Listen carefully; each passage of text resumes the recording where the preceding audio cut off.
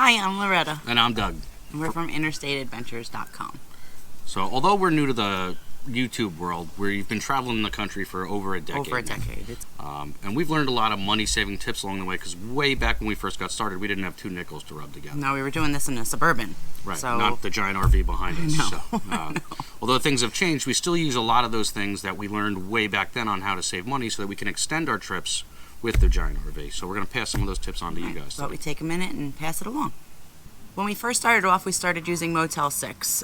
It's not the Ritz-Carlton, but they're relatively inexpensive. Usually right by where you're looking to go on a destination, right. if it's near a major city. Right. They were always clean, and most important to us was, well, maybe not most important, but very important to us is that they were pet-friendly. So we could bring the dog along with us the whole time, and it was never an issue. Never an issue.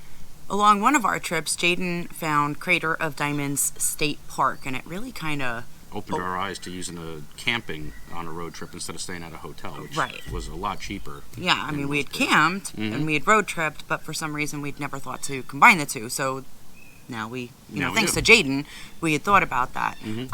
Yeah, way back then, for less than $25, we were able to get a place to stay, get all of our laundry done, and everybody's able to take a hot shower.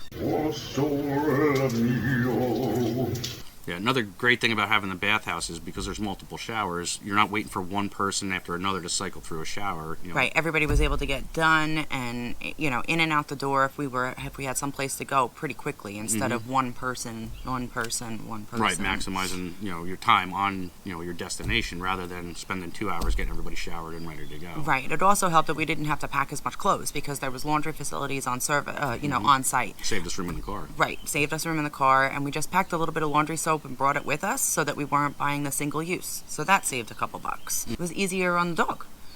Oh, yeah, right, because there's grass outside his front door. Instead of pavement. Instead of pavement, right, because he didn't know what to do when there was nothing but a sidewalk and a parking lot in front of him. He wasn't sure how to do his business. Yeah, I mean, it's not something that we thought about because he'd always had a yard, so we didn't know that the dog needed to be trained to go to the bathroom on pavement. Not something that we ever thought that we needed to do. City boys, country boys, city dogs, country dogs. Right.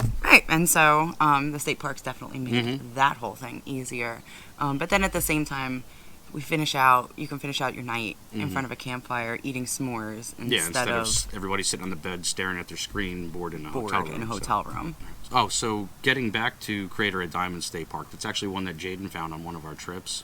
It's one of the few places in the world the public can actually go and mine for diamonds. It's a really nominal fee. It's a couple-acre diamond mine, and got you in for the whole day. It was just a couple bucks. We each paid our fee, and we were set loose on the fields. Yeah, and anything you find, you get to keep. So, if you pull out the Hope Diamond, it's yours for 5 or 10. Note to self: the diamond that you're going to pick up out of the ground does not look like the diamond in the mall.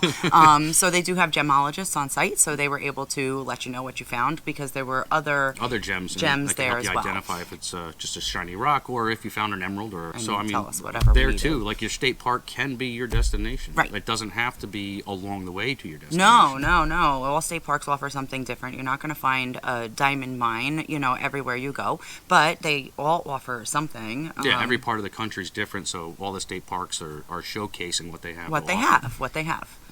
You're not going to find a desert in New Jersey, but at the same time, you're not going to find a beach in Arizona. So, you got to do a little bit of research. You got to figure out where you're going, what you want to see, and everything else. But we did come across this fantastic website that we just recently started using. Now it's a lot easier. We actually came across this site, stateparks.com. Right. Broken down by region, graphical map. You can search by, if you only know you're going to the northeast corner of a state, you can look at that corner. It'll tell you what parks are there, how many national parks are there, all kinds of different places, links to their websites, and phone numbers. Whether or not they had camping available, whether or not it was just a park that offered, hiking trails and maybe a lake or something.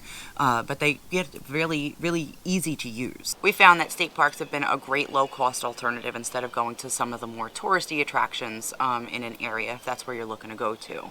You can actually kind of keep the cost down by staying outside of the city in a state park, rather than having to hit all the major tourist attractions or being stuck in the city and stuff like that. And it gave us a nice place to kind of set back to as well. We were unwind able for to the go day. back and unwind for the day, but still gave us great quality time as a family. Made it a heck of a lot easier to get Jaden to bed, when it came time to bed for bedtime, before dinner, we'd go out and take a walk up to the scenic overlook, or go for a walk around the lake, or take a hike down the bike trail. Hiking doesn't need to be mountain climbing; it just needs to be going for a nice, burning off that energy, on the trail instead of jumping on the bed before bedtime, or sitting there staring at a screen all night. Yeah, and I don't know about you, but I much prefer to wake up in front of some waterfalls. Yeah, rather than looking at a parking lot or a restaurant across the street. Now that we're in the RV, we've found that we have other low-cost and sometimes even free options.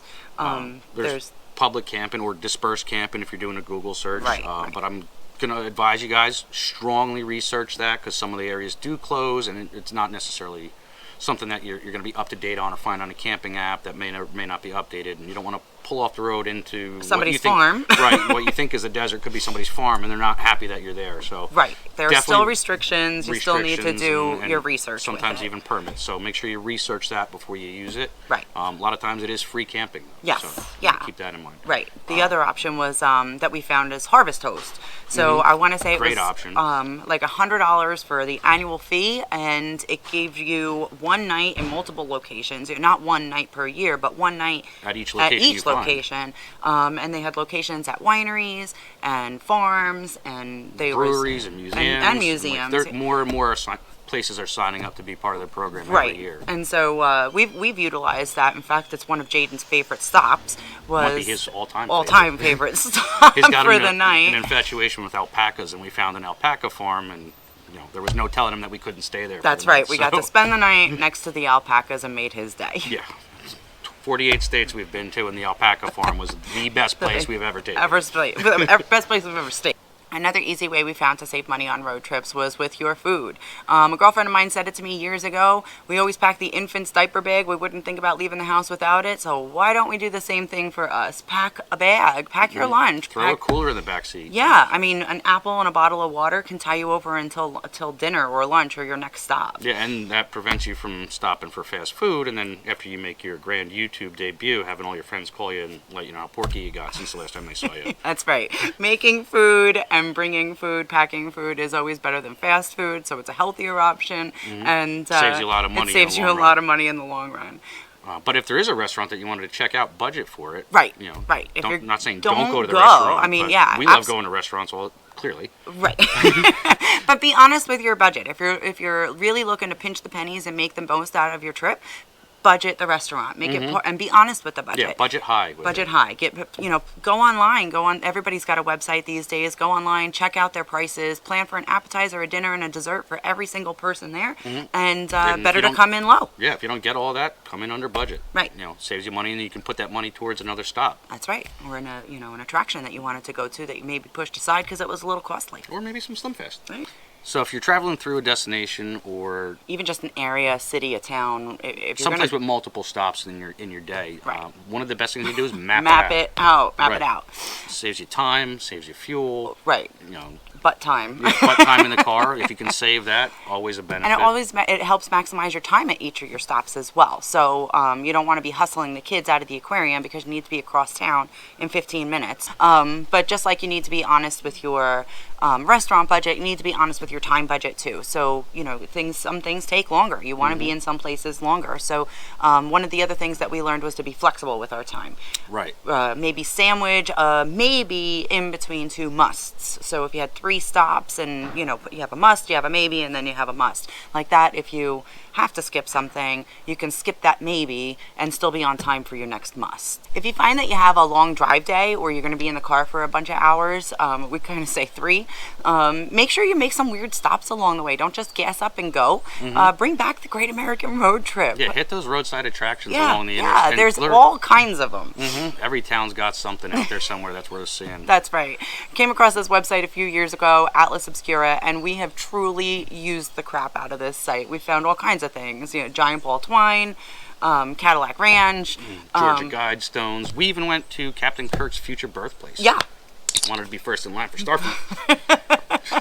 But we also found castle ruins in Missouri. I mean, Mm-hmm. I didn't even know that the United States had castles. No. So great things that they're not always obscure or weird, but they're different. Mm-hmm. So you might not find that your road trip is the same as everybody else's road trip, but it's definitely going to be unique, and it's going to be most certainly going to be unforgettable when your stops cater to your kind of weird. weird, yeah. So one thing that we really recognized way back then, I'm glad we did. yeah, is that you only get so many years with your kids to make the memories But before they're too cool to hang out with you. Yeah, or they're just they're getting older and they have jobs, or they don't have the availability Going anymore. off to college, so getting, whatever it is, you only get so much time with them to, right, to do so it. So you just don't get out and do it. Yeah, don't wait and save up for that grand exotic vacation. Just get in the car and go do something. Go make some kind of memories. You can do it really on a budget, any budget. Yeah, any budget can make you don't it have happen. to save up forever for that big trip to Aruba. No, just because your neighbors went. I Right, mean, yeah. beach sand is still beach sand. You're digging in the sand in New Jersey or in Aruba. 10 years from now, they're not going to They're not gonna remember remember that. Yeah, they're not going to remember that they didn't go to Aruba. They're going to remember that they did see Mount Rushmore. Or did see Yellowstone. Or the giant ball of twine. Or the giant ball of twine. Or the alpaca farm. Or the alpaca farm. Jaden at 19 can still walk through the living room, catch something on TV, and stop in his tracks. I mean, he just says, Hey, we've been there. You remember that time? Right, and it brings up, whether it's 10 minutes or an hour, a conversation about the memery the of like, memory of hey, being Dad, there. remember when you told me to stop jumping on the mountain and I slid and had to play it off like I was a photo op or, something like that. But it always brings a smile to his face, which Absolutely. in turn always brings a smile to our face, because we know that we did that. We know that we made those memories. We had those moments with him. So. Yeah, but you only get so many years to do that, so get out and do it. And make your trip your kind of weird.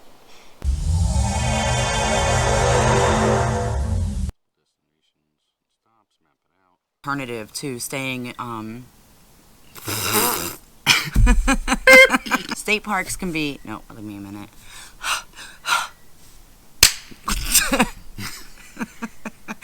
Now that we're in the RV, are we?